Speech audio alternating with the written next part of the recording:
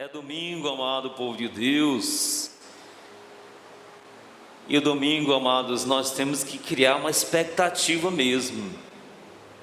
Sabe por que nós já passamos uma semana de trabalho e agora o trabalho ficou mais pesado, sabe? Trabalhar hoje ficou um desafio, porque não temos só que trabalhar, mas temos que trabalhar procurando nos proteger. E sabendo que é importante esse cuidado, porque depois do trabalho nós vamos retornar para casa. Então, de certa maneira, o pesado, o trabalho é uma alegria, mas se tornou também pesaroso, né? Porque a gente tem medo de estar levando a contaminação para dentro de casa, de certa maneira. Então, mas nós não podemos deixar que esse medo, que essa preocupação, essas situações nos tira a alegria de trabalhar e nem nos tira a alegria de viver.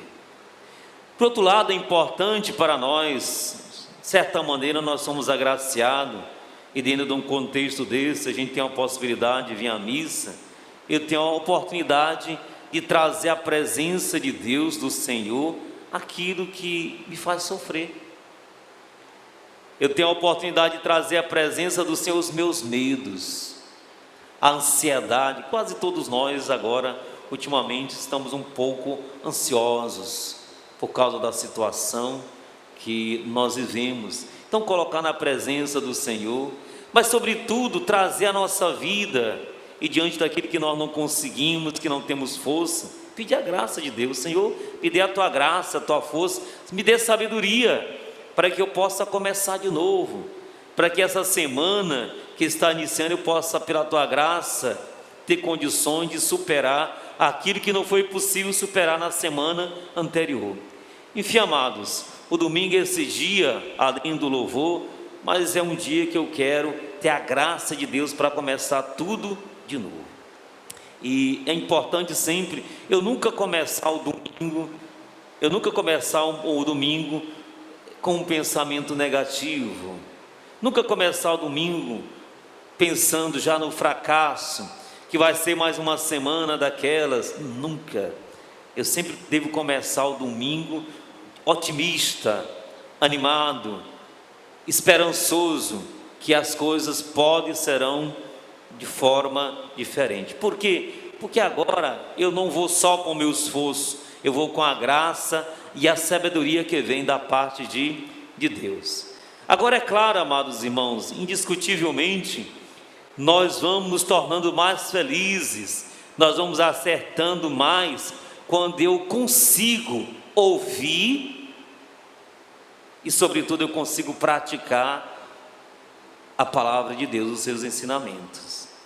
E eu acredito que nesse contexto que nós estamos vivendo, a nossa felicidade depende muito disso, de saber atentar e praticar a palavra de Deus. E acredito que esse mês nos favorece isso, porque nós estamos no mês de setembro, é claro, para ser todos os dias. Mas é bom quando a gente tem um mês que nos motiva mais a ter uma atenção maior para com a palavra de Deus. E é o mês de setembro, que é o mês que nós devemos valorar mais a santa palavra de Deus.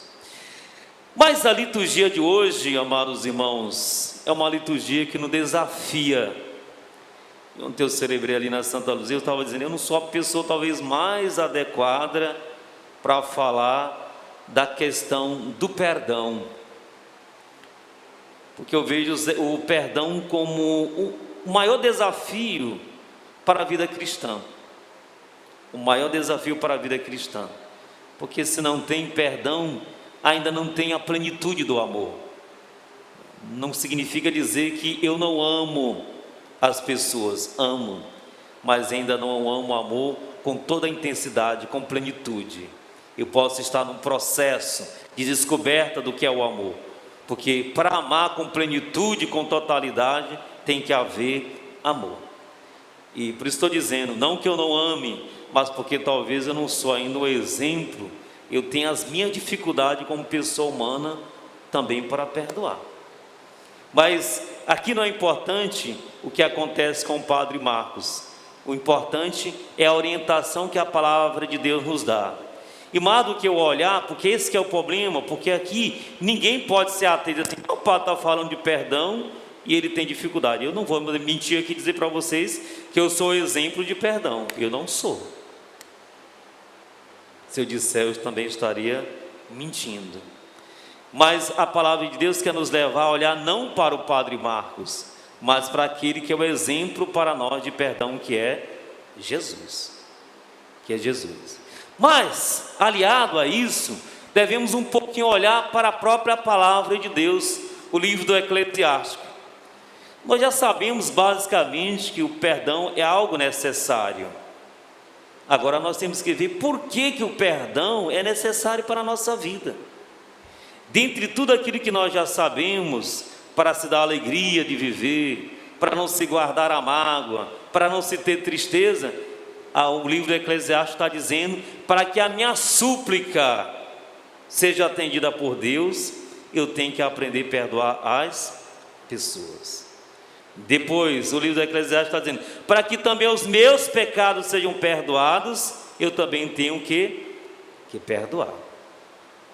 Então nós temos duas coisas aqui importantes. Eu quero fazer uma prece, eu quero alcançar uma graça, mas às vezes eu não consigo abrir o coração para o perdão. Quer dizer, parece-me não, certeza, a palavra de Deus está dizendo, é uma condição para que a graça seja alcançada, é que também eu abro o coração para dar o perdão. Realmente exigente, não é?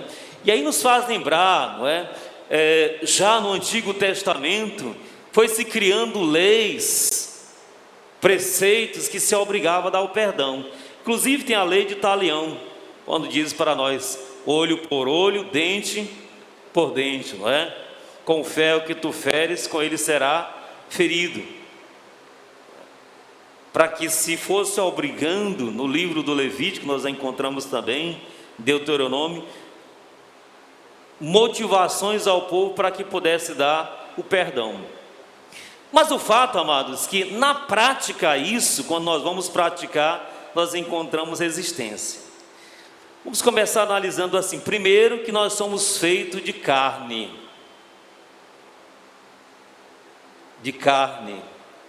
Nessa carne tem veias, e nessas veias correm sangue, que quando esse sangue, essa carne é afetada fisicamente, ou também com palavras, isso ferve, sabe? Isso ferve, e a vontade naquela hora do impulso carnal ou humano, a vontade de dar resposta, uma resposta àquele ato que foi feito contra a minha pessoa, mas não só contra mim, mas contra aqueles que são meus. Às vezes a gente pode brigar com o irmão, né? A gente briga, que é muito comum que a gente, quando é mais novo, briga com o irmão. Mas se alguém fizer alguma coisa com ele, ai menino, já viu, né? Já viu. Naquela hora a zanga com o irmão passa, a gente quer defender o irmão. Então, é também algo, isso é algo que é intrínseco ao ser humano. Não tem como você não reagir. Mas o mundo presente tem nos mostrado que a violência, que a falta de perdão vai gerando outras consequências em nossas vidas. É muito comum que quando a gente se chateia com alguém, o Bruno me fez algum mal, não é? E eu não gostei do que ele me fez, evidentemente, então eu digo, Bruno, a partir de hoje o Bruno morreu para mim.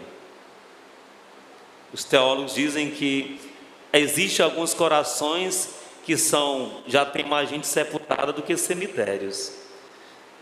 O nosso coração está cheio de sepultura, porque não gostei de alguém, me fez mal, então aquela pessoa não existe para mim, morreu. Mesmo que depois a gente arraste isso pesa na nossa vida, mas a gente vai arrastando. E aí a questão era saber, diante de todo esse contexto que se exigiu o perdão, o que Jesus pensava? Os rabinos já tinham dito que o perdão era algo obrigatório. O perdão era algo obrigatório, tinha que se perdoar. tinha que se perdoar. Se o Bruno me ofendeu, eu ia pedir perdão, ele tinha que me pedir perdão, e eu tinha a obrigação de perdoar. Porque ainda tem esse detalhe que nós enfrentamos. Às vezes a pessoa vem pedir o perdão, mas eu digo, mas eu não te perdoo, nunca mais eu te perdoo, eu não quero te ver nunca mais. E a lei também obrigava, a orientação dos rabinos na época de Jesus, que quando a pessoa vinha pedir perdão, ela tinha que ser perdoada. A questão era, quantas vezes eu tenho que perdoar? O perdão à mulher, ainda tinha a questão da mulher. Quantas vezes a mulher podia ser perdoada?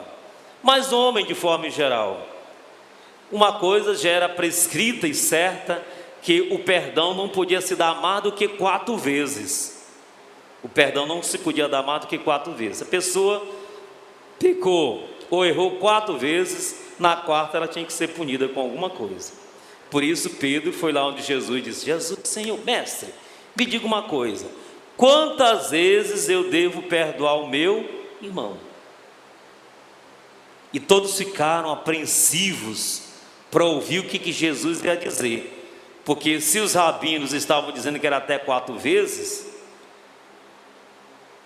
eles queriam ver quantas vezes Jesus ia determinar, se Jesus ia bular a lei ou aquilo que era determinado. Por isso Pedro pergunta, vai ao máximo, Senhor, até 7 vezes? Na Bíblia nós sabemos que o número 7 é o número da perfeição, tem um simbolismo em torno do número 7. E Jesus disse para Pedro, Pedro, eu não te digo 7, mas 70 vezes 7. É claro que a gente vai pegar a calculadora e vai somar, não é? Onde é que dá esse valor? E aí eu vou saber e anotar aqui quantas vezes eu vou perdoar o meu irmão se ele pecar contra mim. Não é isso. É para dizer, amados, que o perdão é para sempre. Mas eu volto à questão inicial. O perdão é para sempre. Agora a questão é como praticar esse perdão. É como praticar. E aí vamos olhar um pouquinho a parábola. Depois eu vou falar um pouquinho de algumas orientações daquilo que eu tento fazer na minha vida com relação à questão do perdão. Quando Jesus contou essa parábola, temos que atentar. Por isso, o modelo não pode ser uma pessoa humana, a não ser que ela já alcance e consiga o perdão. Porque a tendência natural é que eu vou justificar a minha falta de perdão para com o próximo, eu vou justificar com a falta de perdão do Bruno. O Bruno não perdoa, então eu vou dizer assim, mas o Bruno também não perdoa, eu não vou perdoar. O Bruno fez coisa pior e eu não vejo ele pedindo perdão, por que eu tenho que pedir? Então essa é a questão, nós não pedimos perdão, nós não fomos acostumados. Nós fomos acostumados a descontar, não é? É descontar. Eu já vi várias vezes pais, mães segurando criança para o filho descontar. Às vezes criança brigando, empurram o outro. Tu é besta, tu não pode deixar ninguém estar te batendo não, bora lá. E segura, bate aí também, não é? Eu já vi muitas vezes isso. Então, nós desde pequenininho incentivamos a violência entre os nossos filhos, não é? Eu me lembro quando eu era criança, os meus irmãos diziam assim, quando a gente ia jogar bola, se alguém te bater, tu chegar chorando aqui, tu vai apanhar também, tu vai apanhar de novo, não é? Então, essa coisa que a gente foi incentivado a violência, né? Então, se eu chegasse chorando, eles me perguntavam, então eu nem chegava chorando, né? Se alguém me empurrasse lá, né? Porque eu tinha medo de apanhar de novo, né? Então, nós somos incentivados a isso, não é? A violência, não é? Só que agora nós pagamos um preço muito alto. Por que nós pagamos um preço alto? Porque esse não é nós, mas é alguém que é nosso. E às vezes nós achamos que somos injustiçados. Mas na verdade, nós estamos só colhendo aquilo que nós plantamos. Nós plantamos. Então Jesus conta a parábola. E o que Jesus conta? Um homem, dois devedores. Um devia uma conta bem grande, que ele não podia pagar, e o outro devia uma conta bem menor. Esse devedor se apresentou ao credor ele lhe cobrando que ele pagasse a dívida, senão ele seria preso com a sua família. Ele cai aos seus pés, né? Clama, pede, tem paciência, eu vou lhe pagar. O Senhor ficou cheio de compaixão. Quem é que tem compaixão de nós? Quem é que tem compaixão de nós? É Deus. É Deus. Ele caiu aos pés do Senhor, clamando, pedindo compaixão, e o Senhor não só lhe deu tempo para perdoar a dívida, mas o Senhor perdoou toda a sua dívida. Mas saindo dali, podia ser eu, qualquer um de nós, encontrei ali na frente a Maria que me devia só 100. Eu sacudi Maria: Maria, tu vai me pagar, sua infeliz, não é? Me paga o que tu me deve, não é? Quer dizer, eu recebi o perdão de uma dívida que não tinha nem condição de pagar, mas encontrei a Maria que me devia só 100, não é? E eu obriguei ela: se você não me pagar, vou te colocar com o Francisco, teu filho que chegou lá de São Paulo, na cadeia. Quer dizer, aquela minha atitude deixou a comunidade indignada, porque como que pode o Padre Marcos receber um perdão de uma dívida tão grande e não tem coragem de perdoar a Maria? Quer dizer, a comunidade ficou indignada e foi queixar-se com o Senhor. E o Senhor se revoltou, não é? E dizendo: aquele que não perdoar a dívida, pois eu também não vou perdoar. Isso faz lembrar da primeira leitura. Quer dizer, quem quer o perdão tem que dar o perdão. Claro, nós não sabemos ao final, é uma parábola, se no final Deus nos perdoará ou não, mas é melhor não esperar para o último dia. O melhor é que nós nos esforcemos para perdoar. Mas o que a parábola quer mostrar? É que a misericórdia de Deus, ela é infinita. E quando eu estou dizendo que nós não devemos olhar para o exemplo ou para o jeito do outro, mas para Deus, é exatamente por isso. Porque eu posso ser um exemplo de algo bom, mas o ser humano, ele tem a sua limitação. Pode ser que na questão do perdão eu não sou um exemplo, e aí eu posso me basear em alguém que não é um exemplo e esbarrar também aqui. Por isso eu tenho que sempre olhar para Deus. Aí a necessidade da gente vir aqui, para não se limitar a que o outro está dizendo, mas eu quero ouvir o que Deus mesmo está dizendo com relação ao perdão. Então Deus está dizendo que eu tenho que perdoar, e o perdão é sem limite, ainda que isso seja muito difícil. Agora, se vocês me permitem, eu quero colocar algumas questões que eu acho que são importantes, não é? Amados irmãos, na minha experiência também de cristão, de padre, né? Já fui também ofendido, já ofendi inúmeras pessoas também. A questão do perdão não é uma coisa automática. A Neide: padre, me perdoa, e eu já perdoei. Não é desse jeito. Que bom se fosse assim. Não é. A gente sabe que às vezes uma palavra a gente fica remoendo. Eu sou um tipo assim. Aquela palavra fica, né? Eu não sei se pegar um tapa seria melhor. Não vou dizer que seria, não. Acho que pegar um tapa é ruim também. Mas as palavras também, elas têm uma força muito grande e elas ficam. Agora tem duas questões, porque às vezes quando a gente é ofendido, a gente fica tão magoado que naquele momento a gente não quer mais saber da pessoa. Agora temos que entender uma coisa: não dá para, quando a gente é ofendido, eu não consigo fingir que as coisas estão do mesmo jeito. Tem gente que consegue. Eu sou um tipo que não consigo, não é? Se eu me zanguei, todo mundo sabe, você já me conhece, não é? O meu estilo, todo mundo sabe. Quando eu me zango, é visível. Agora, uma coisa é quando eu estou zangado, mas eu consigo ainda estabelecer uma comunicação com quem me ofendeu. Outra coisa é quando eu me recuso totalmente, não quero mais saber. Isso é um passo importante, porque quando eu me recuso a falar com o Lúcio, quer dizer, a possibilidade do perdão aqui está totalmente impossibilitada. Quer dizer, se eu não falo com o Lúcio, como eu vou me comunicar com o Lúcio para desfazer o mal entendido. A segunda coisa é quando eu sou ofendido, eu fico com raiva, mas eu entendo já que eu não posso guardar aquela raiva. E eu entendendo que eu não posso guardar aquela raiva, eu começo a rezar. Não é pelo outro. Quem está com raiva, sou eu ou outro? Sou eu. Então eu começo rezando por mim mesmo. Agora eu rezo pelo outro também, para que ele reconheça o seu erro. Aí é outro ponto.